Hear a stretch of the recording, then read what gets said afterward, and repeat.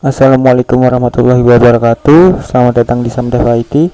Pada video kali ini kita akan membahas 12 cara hindari pencurian data dari hacker atau cracker ya, atau oknum-oknum yang merugikan kita. Sebelumnya saya ingin mengingatkan kalian untuk mengklik tombol subscribe yang ada di channel ini sebagai bentuk support. Karena internet sekarang secara signifikan telah mengubah cara manusia dari pola hidup. Saat ini internet mendominasi kebutuhan apa saja yang diperlukan oleh manusia. Berikut adalah cara menghindari pencurian data ya. Yang pertama, kita buka browser dulu.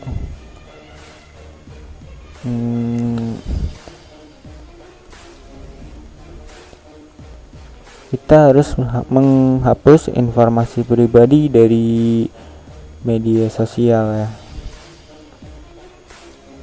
Ini pemanis aja sih sebenarnya gambar. Nah, kita harus menghapus informasi pribadi dari media sosial. Seperti apa saja, bisa alamat rumah, nomor telepon, pekerjaan, atau itu yang penting jika itu merupakan data pribadi dari kita, sebaiknya kita palsukan saja atau kita sembunyikan, karena itu merupakan informasi yang sangat penting bagi pengumpulan data yang dibutuhkan oleh hacker. Hacker bisa menggunakan teknik informasi gathering, mengumpulkan semua data informasi tentang kita yang akan dijadikan satu untuk menjebol sebuah sistem. Ini nggak main-main nih. Dan yang kedua juga bisa menggunakan beragam password, karena kalau kalian kan biasanya satu HP Android memiliki beberapa akun, biasanya untuk simpelnya kalian menggunakan password yang sama.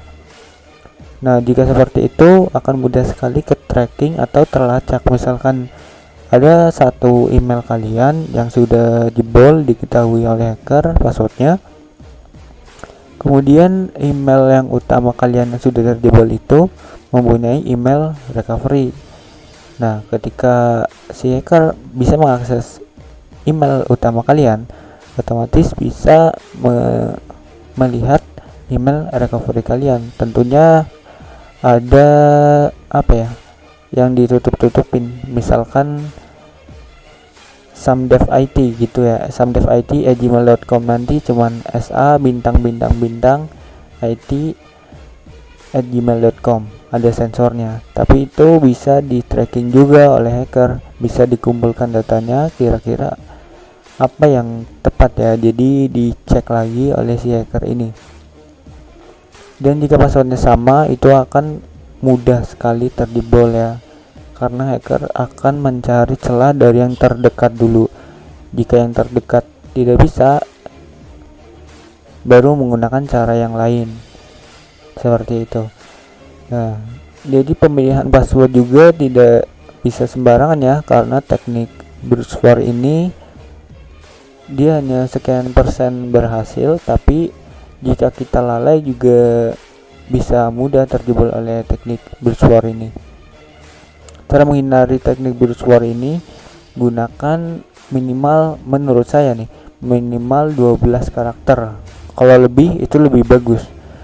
Dan dikasih angka ya. Selain dikasih angka, juga dikombinasikan dengan huruf kapital. Itu bisa jadi password yang sangat kuat sih, apalagi kalau kalian passwordnya sampai puluhan atau ratusan. Selanjutnya, yang ketiga, selalu pantau pengaturan keamanan di media sosial kalian tentunya. Ini merupakan salah satu langkah ya untuk memperkuat keamanan di media sosial. Ketika kita memperhatikan pengaturan keamanan, tentunya ini bisa meminimalisir terjadinya kebocoran data. Dan juga ada pengaturan privasi juga nih, misalkan kita main Facebook kan ada privasi untuk yang bisa melihat siapa saja, atau tidak hanya Facebook sih sebenarnya, semua yang menyimpan data pribadi kalian bisa melakukan cara-cara ini. Terus kalian juga harus hati-hati dengan email yang tidak dikenal nih, cara yang kelima ya. Teknologi yang digunakan oleh email spam saat ini udah makin canggih. Bisa juga menggunakan shadow email atau email bayangan ya. Karena sebab itu kita harus berhati-hati nih. Kita bisa pastikan dulu kalau misalkan nih kita dapat email bayangan, kita bisa pastikan dulu bisa dibalas tidak email itu. Nah, seperti itu. Dan kita juga ketika kita mendapatkan email, curigai ketika ada domain yang @gmail.com ya, atau email umum digunakan oleh orang. Ini merupakan domain gratis yang digunakan oleh sejuta umat. Kalian bisa search di Google dulu, kalau misalkan PT ABC ya, kalian search di Google PT ABC itu seperti apa. Yang penting jangan terburu-buru untuk memastikan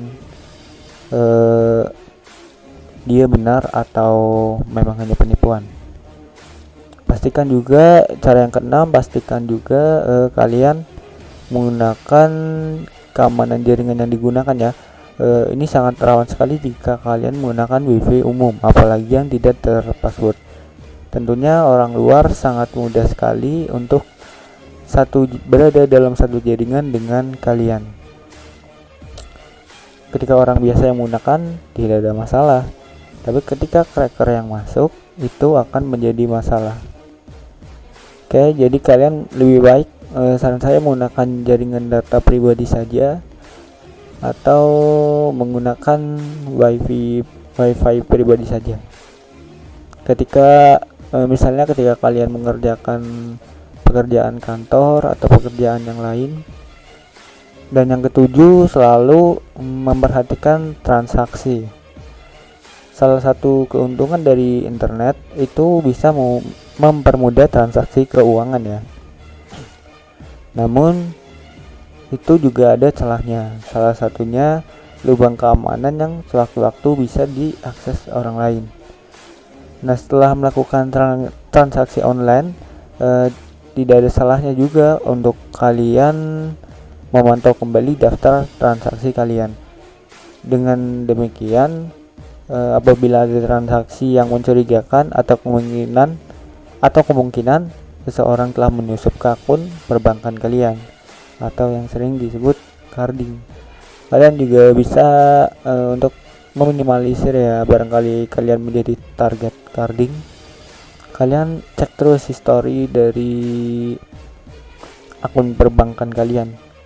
Jika ada transaksi yang bukan dilakukan oleh kalian bisa melapor ke pihak bank untuk menutup akun kalian.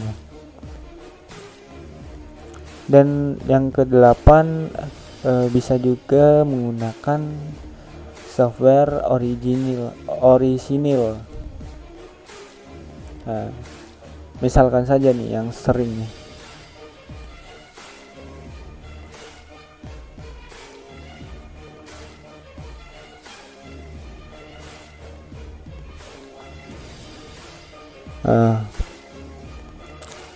software ini Office 2019 ini sering sekali nih banyak dijumpai di kalangan pelajar, mahasiswa, bahkan yang kantoran menggunakan Office bajakan nih.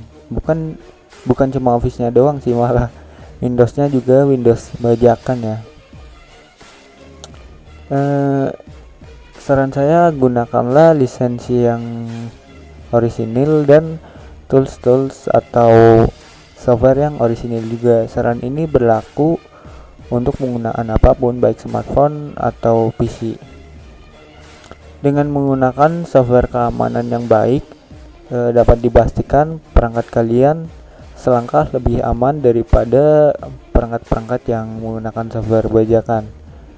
Nggak hanya itu doang sih, software itu juga harus diperbarui dengan rutin.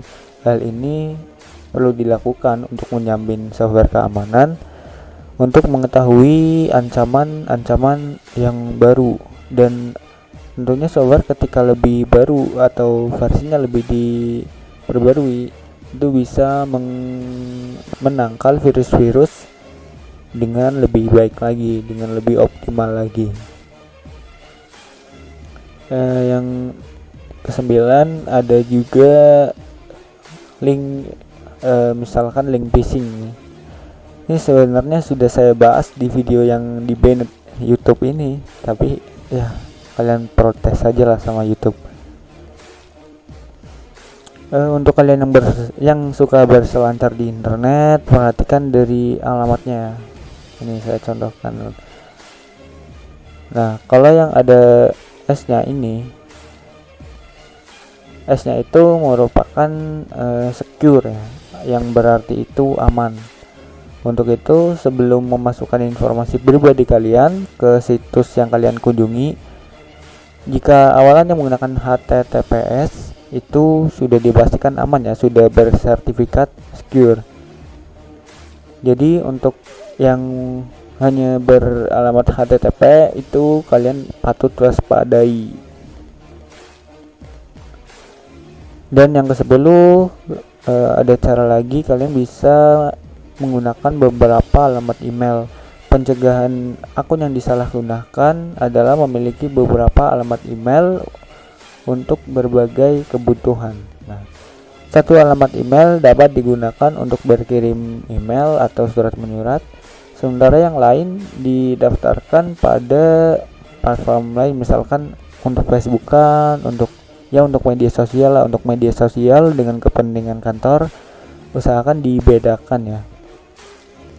Dan yang ke-11, manfaatkan penggunaan notifikasi login, karena ini sangat penting sekali sebenarnya. Ketika kalian tidak sedang apa-apa, kalian dalam keadaan yang sedang tidak melogin akun kalian, tiba-tiba muncul notifikasi email kalian terpaut atau tersambungkan pada misalkan smartphone A, sedangkan smartphone kalian bermerek B.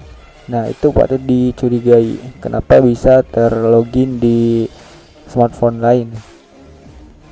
Dan ini sangat penting sekali sebenarnya ketika kalian mengaktifkan autentikasi 2 langkah nih, cara yang ke-12. Memang sedikit merepotkan sih bagi pengguna yang sering mengakses sebuah situs seperti media sosial, sebab ini menggunakan nomor PIN yang dikirim ke nomor pribadi kalian, nomor telepon. Nah, itulah 12 cara untuk menghindari kebocoran data atau pencurian data ya. Ini hanya sebagian kecilnya saja yang bisa dilakukan oleh semua orang.